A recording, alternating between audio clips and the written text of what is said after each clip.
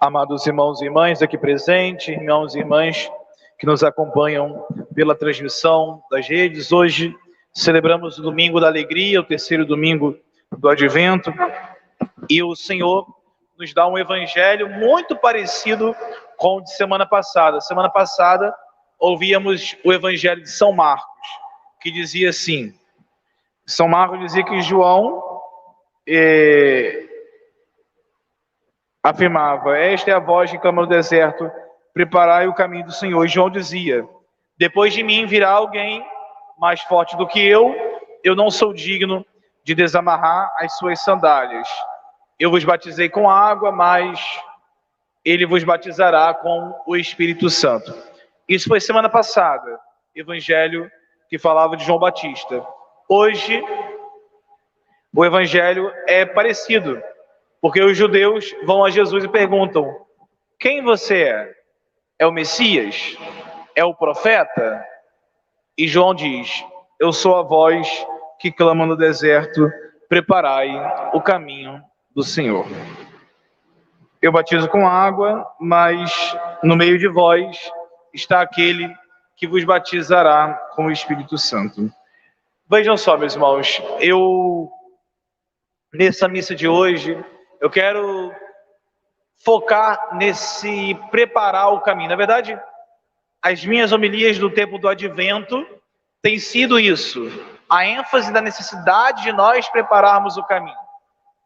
No contexto aqui do Antigo Testamento, a imagem que se tinha de preparar o caminho, até um pouco parecido com algo que nós fazemos no nosso tempo de hoje. Lá naquelas regiões desérticas, era comum que o vento formasse montanhas de areia. Todos nós sabemos que quando a gente tem que atravessar um caminho, se tem que subir um morro, aquele caminho é muito mais exigente para a gente. E vez e outra, quando se abre uma avenida, abre uma rua, passa-se aquela máquina, a patrol, passa às vezes outras máquinas, que possam fazer o quê? Com que o morro baixe um pouquinho. Às vezes até a gente vê algumas rodovias que tem um morro e onde tem a estrada desce um pouquinho mais. Por quê? Porque foi reduzida a altura daquele morro. Ou então, às vezes, uma curva muito fechada faz com que corta um pouquinho ali aquele monte ali, aquele morro, para poder a curva ser menos intensa, para facilitar o caminho da nossa viagem.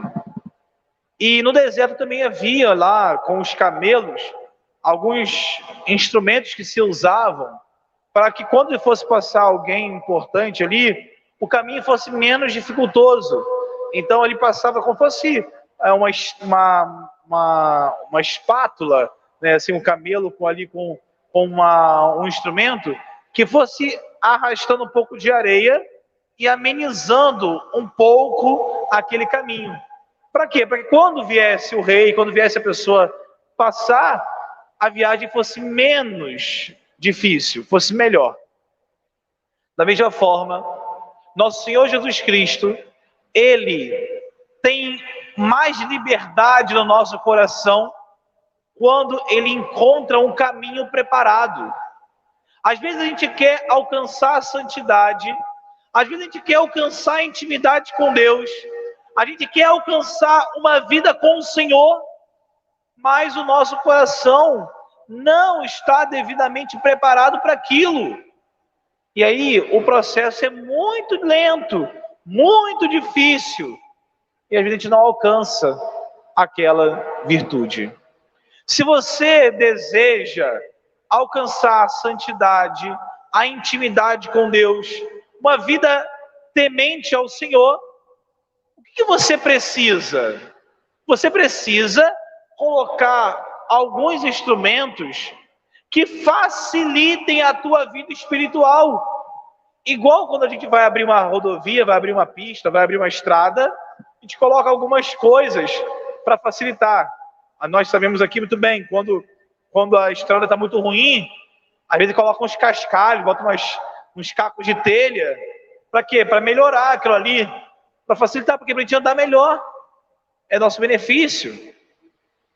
Também trazendo um outro exemplo, na educação, a gente sabe muito bem que quando na infância é dada uma boa base de português, de matemática, de alguns conhecimentos da ciência, quando chega nas séries mais avançadas, o aluno tem muito mais facilidade de aprender. E o contrário também é verdadeiro. Quando não tem uma boa base, tem dificuldade de aprender depois nas séries superiores. Se você deseja a santidade, se você deseja ir para o céu, se você deseja aqui na terra viver uma intimidade com o Senhor, o que você precisa? Colocar algumas bases que te ajudem a viver a vida espiritual. Quais são essas bases da nossa vida cristã? São as virtudes. O que são as virtudes? São aquelas obras boas que nós fazemos já de maneira habitual, sem esforço. Por exemplo, como que a gente alcança a virtude de sermos respeitosos com os nossos pais? É na infância, quando os pais, com muito sacrifício, vão ali diariamente colocando o princípio do respeito. Se a gente quiser esperar que a criança, quando chegar na idade da adolescência, alcance a virtude do respeito, vai ser muito difícil. Então, é quando é criança que a gente tem que fazer o quê? Como modo como você fala com seu pai, o respeito, pede a bênção ao seu pai, pede a bênção à sua mãe, à sua avó. Você coloca ali coisas repetidas, para que quando chegue na idade da adolescência, às vezes o pedir a bênção ou falar com respeito nem é mais uma coisa pensada, porque já é uma coisa habituada. E esse hábito faz daquele costume uma virtude. A virtude é aquele ato bom que a gente já faz de maneira natural. Naturalmente, eu sou acostumado àquilo. A virtude, por exemplo, da honestidade, alguém que não fala mentira. A virtude da honestidade, tem gente que tem essa virtude naturalmente, ou seja, nunca foi de mentir. Maravilha. Mas às vezes, a criança tem um mau hábito da mentira. O que tem que ser feito? Tem que ser feito um exercício de educação para a criança sempre falar a verdade. E aí é com muito sacrifício que pede, porque alguém que tem o hábito da mentira, mente para qualquer coisa. Alguém que tem o hábito da honestidade, mesmo em situações difíceis, não vai falar mentira, será honesto, vai falar a verdade.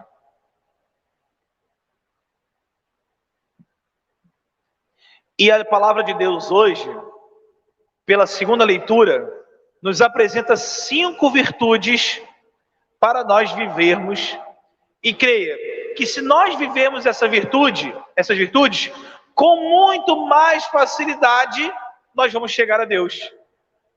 Por quê? Porque a base já está colocada. Tem gente que quer ter uma vida santa, uma vida de intimidade com Deus, mas assim, quer em um momento só alcançar tudo isso. Não é assim. Para a gente alcançar a intimidade com o Senhor, precisamos colocar boas bases, boas ali fundamentações. E essas bases vão nos elevar a alcançar níveis muito elevados aí da nossa vida espiritual. Como eu disse, as virtudes estão todas elas descritas na segunda leitura. E as virtudes são a virtude da alegria, embora a alegria assim mesmo não é uma virtude, mas aqui eu vou trazer como virtude e explico por quê. Piedade, gratidão, bondade e fidelidade. 5 virtudes para nós exercitarmos, para a gente colocar uma boa base espiritual. São Paulo diz, na segunda leitura, primeira carta aos Tessalonicenses: irmãos, estai sempre alegres. É a primeira virtude que São Paulo nos exorta. Irmãos, ficai sempre alegres. Na carta aos Filipenses ele diz: alegrai-vos sempre no Senhor. Eu repito, alegrai-vos. Bom, como eu falei, a alegria por si só não é uma virtude, é um estado, é uma postura. Mas aquela pessoa que é sempre feliz, sempre alegre, é alguém que tem a virtude aqui de um coração gracioso, um coração alegre, um coração magnânimo, um coração exultante. E aqui nós encontramos sim uma virtude, porque deve existir no nosso coração sempre um desejo de viver em alegria, viver em felicidade. Às vezes a gente pergunta a alguém: e aí, como você está? Tá tudo mal. Tô cheio de dor no meu coração, tô cheio de dor na minha perna, tô cheio de problema. A saúde não tá boa, essa pandemia, tá tão triste, tô amargurado. Isso aqui não pode existir no cristão. O cristão, ele deve aprender a enfrentar tudo isso com o espírito de alegria. E aí, meu, como você tá? Eu tô bem, tô feliz, minha vida tá ótima.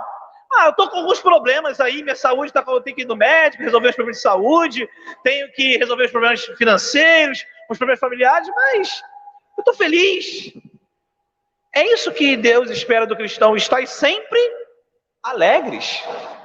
É claro que, às vezes, nós temos episódios de tristeza. Por exemplo, não vamos ver ninguém. É difícil a gente ver alguém no enterro feliz. A gente fica triste, perder um familiar, um ente querido. É comum, faz parte da nossa humanidade, uma perda de nos deixar tristes. Mas viver de tristeza, isso não é do feitio cristão. Estai sempre alegres. Sempre proporcione alegria no coração do outro. Porque quando você vive triste, você vive dando mais importância às tragédias, às coisas ruins da sua vida, e não consegue ver a bondade que também existe na sua vida. Por isso, diante de tantos desafios, é necessário que a gente conserve no nosso coração a alegria. Sabe que uma mortificação muito difícil de fazer é a mortificação do sorriso para algumas pessoas, né, ou para muitas pessoas. Porque tem gente que é capaz, talvez, de fazer um dia inteiro de jejum. Mas que tal oferecer o sacrifício do sorriso? Agradar a vida da outra pessoa com um rosto feliz, com um rosto alegre, animado. Mas eu estou com um problema no meu coração aqui que está me incomodando. Alegria. O problema está ali, não vai deixar de existir. Você vai ter que enfrentar aquele problema. Mas que você não leve esse problema para o outro, pelo contrário. Que você possa inspirar, você possa exalar alegria. Não é porque eu estou triste que o coração do outro tem que ficar triste também, pelo contrário. Que eu alegre o coração do outro. Vejam, a alegria, ela dilata, ela abre o nosso coração para o Espírito Santo. A tristeza fecha o coração para o Espírito Santo. Repito, a alegria, ela abre. Você, quando está alegre, você, quando está feliz, você permite que o seu coração louve a Deus. Você permite que o seu coração consiga ver as graças de Deus. Você consegue perceber a presença de Deus bondosa na sua vida. Agora, o coração triste não. Ele está cego para muitas coisas boas ao nosso redor. Estais sempre alegres. É uma virtude. Alguém que tem um coração sempre alegre, mesmo que algumas coisas ruins aconteçam na vida, coisa ruim todo mundo tem aqui. Se eu pedir aqui, quem tem coisa ruim na sua vida, levanta a mão. Vai todo mundo levantar a mão. Porque a gente tem... Agora, não temos que fazer disso o nosso humor. Pelo contrário, alegria sempre. Deus quer ver sempre o cristão alegre. Quer sempre te ver com um sorriso no rosto. Sempre feliz. Rosto levantado. Com coração exultante. Ah, mas e o problema? Tudo bem, vamos resolver o problema, mas sem tristeza no coração, com alegria. Volto a dizer, tem episódios que nos deixam tristes, natural. Mas assim, a gente não pode viver de tristeza. Viver de alegria. Alegria. Isso tem que mexer a gente. Volto à carta de São Paulo. Irmãos, estais sempre alegres. Primeira virtude. Segunda virtude, piedade. Diz São Paulo, rezai sem cessar. Rezai sem parar. Certa vez perguntaram a Jesus, Senhor, quantas vezes que eu devo, assim, rezar? Como que eu devo ser minha oração? E Jesus respondia isso. Rezai sem cessar, sem nunca dizer basta. Rezai sem cessar. Há 2 semanas atrás, no primeiro domingo do Advento, eu dava a dica para vocês dos 5 encontros diários com Deus. Os 5 momentos da sua rotina que você deve reservar somente para Deus. Que tem que parar qualquer outra coisa para rezar. E aqui eu incentivo você, se não fez isso ainda, se não exercitou isso ainda, a tentar aplicar isso na sua vida. 5 encontros diários com Deus. 5 momentos de oração somente de Deus. Ao longo do dia. Separados em manhã, metade da manhã, meio-dia, metade da tarde e noite. Agora, é necessário que não só a gente reze nesses 5 momentos. Quem tem um coração piedoso, ou seja, voltado para a oração, não reza só nessas horas. Reza o tempo inteiro. Reza no trabalho, reza no estudo, reza no descanso, reza no lazer. Rezai sem cessar. O que significa rezar e cessar e rezar o tempo inteiro? Fazer tudo em espírito de oração. Bom, padre, então eu tenho que rezar enquanto estou trabalhando, assim, tem que fazer, sei lá, rezar um terço, alguma coisa assim. Bom, isso é possível e é válido. E até tem várias formas, escutando música. É bom que você tenha ali, por exemplo, o seu terço, que seja só o teu terço. Reservado o tempo só para Nossa Senhora. Mas de repente você pode rezar outros terços enquanto está trabalhando, escutando ali a oração, ou pensando nos mistérios, dirigindo, caminhando, enfim.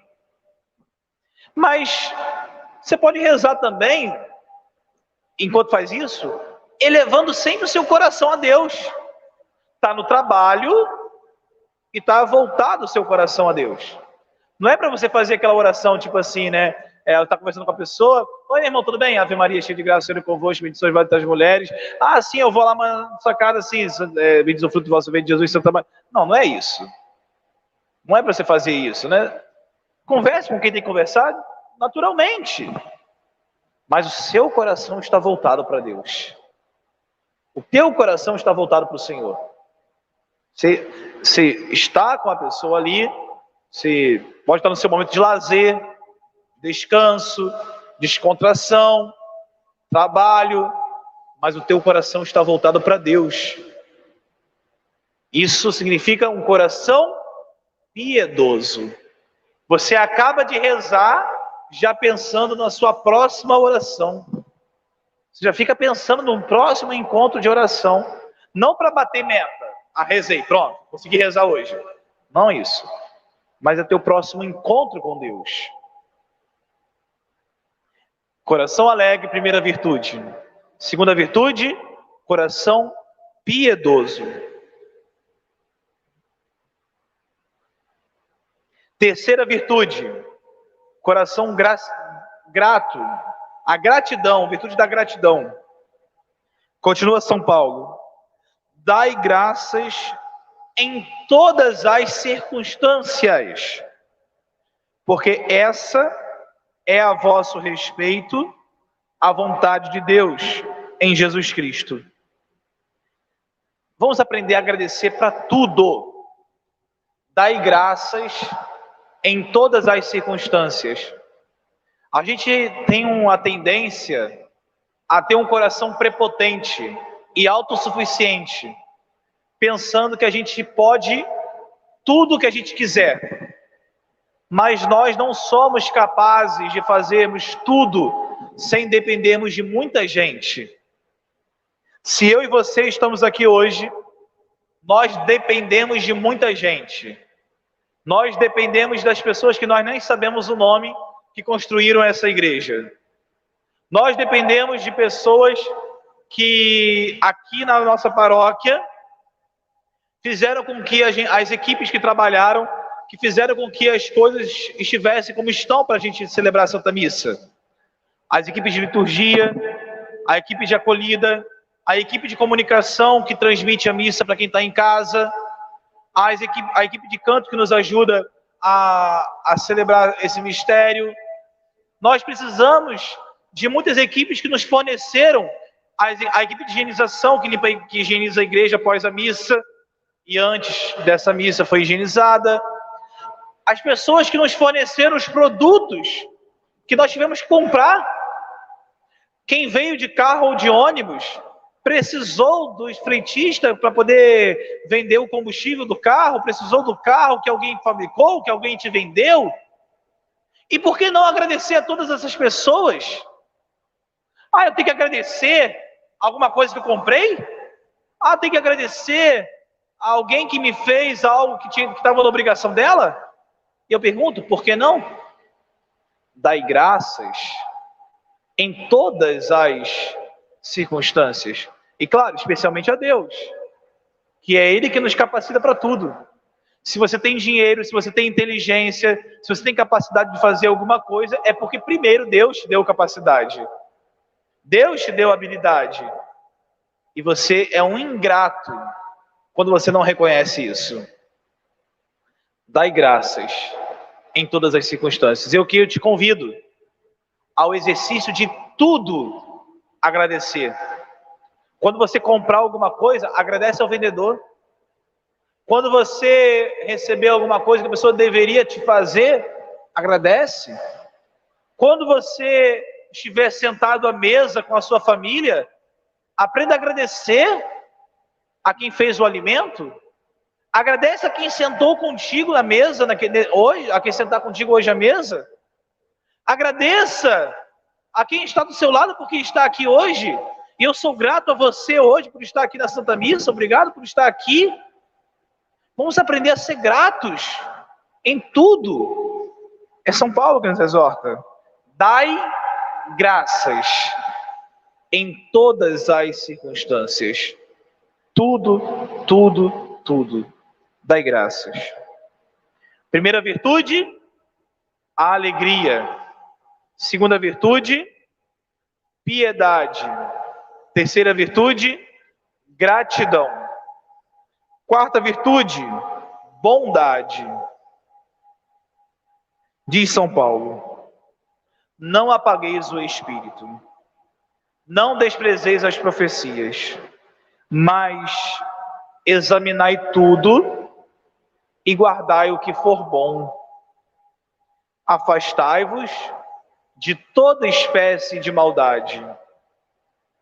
Ficai com o que for bom, afastai-vos de toda maldade. Coração bondoso. Coração bondoso, obviamente, que não é movido por maldade. Nós somos um povo, nossa cultura é muito movida pela esperteza, do ganhar à custa de alguém, assim, se beneficiando da bondade de alguém, da ingenuidade de alguém. Nós somos movidos a querer ganhar mais do que deveria ser ganho e a pagar menos do que deveria ser pago. Nós temos uma direção ruim dada em nossa cultura de que quando você tiver que fazer uma venda, você tenta vender o máximo que der, para tirar o máximo de dinheiro daquela pessoa. E quando você for comprar, você compre pelo menor preço possível para você, até mesmo menos do que ele vale. Eu não estou aqui sendo contra a você conseguir um desconto, algum valor melhor, a você procurar o melhor preço. Não é isso que eu estou falando. Estou falando de você querer pagar menos do que vale aquele produto, ou querer ganhar mais do que deveria valer aquele produto ou serviço. Isso é um coração maldoso. É uma esperteza que revela maldade. Eu vou me beneficiar da ingenuidade da pessoa. Eu vou me beneficiar ali da falta de perspicácia daquela pessoa, porque eu quero. E aí eu quero exercer a maldade. Veja, meus irmãos, nosso Senhor espera de todos nós um coração bom. Um coração que faz pelo outro o bem, simplesmente porque quer o bem do outro. E não quer aqui acumular ou receber e receber. Eu desejo causar o bem. Eu desejo aqui ter a bondade em meu coração. Isso se vai a muitas outras circunstâncias. Eu não quero, por exemplo, que alguém tenha má fama. E aqui eu quero exortar ao grave perigo da fofoca. Quando eu descubro uma coisa ruim de alguém e começo a espalhar aquela coisa ruim, eu estou fazendo uma maldade com aquela pessoa. Mesmo que seja verdade aquela coisa ruim, eu espalhar aquela coisa ruim daquela pessoa, eu estou causando mal para ela. Mesmo que eu não tenha culpa nenhuma do que ela fez, mas ao espalhar, eu estou fazendo mal. Estou sendo maldoso. Se eu quero fazer o bem para aquela pessoa, se eu não tenho a condição de corrigir, de exortar, que ao menos eu guarde aquilo para mim. Porque assim eu farei um bem, eu farei um grande bem para aquela pessoa. Cuidado, que a fofoca, ela tem um mal, ela destrói vidas, destrói corações, destrói histórias.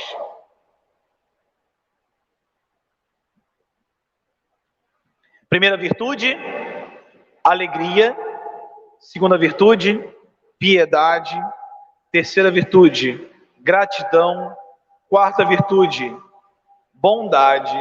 Quinta virtude, fidelidade. Continua São Paulo. Aquele que vos chamou é fiel, e ele mesmo realizará isso.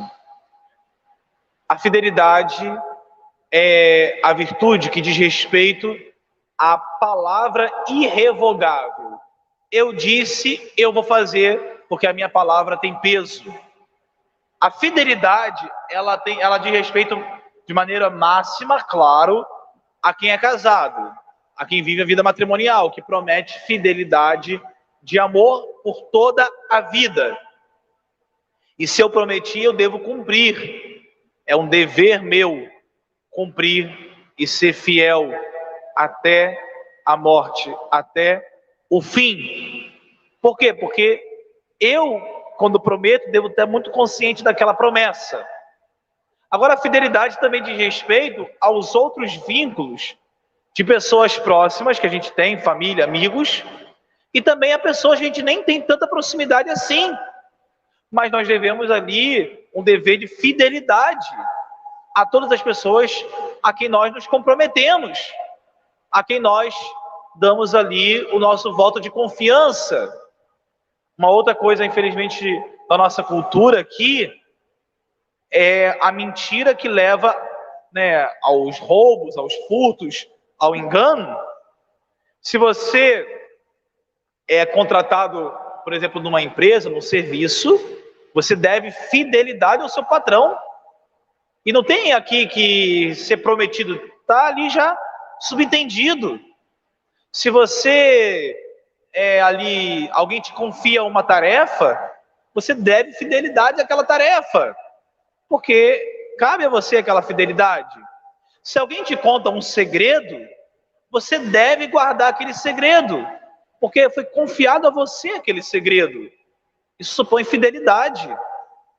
Meus irmãos, quando a gente consegue colocar as virtudes bem instaladas na nossa vida, a gente consegue ir bem longe.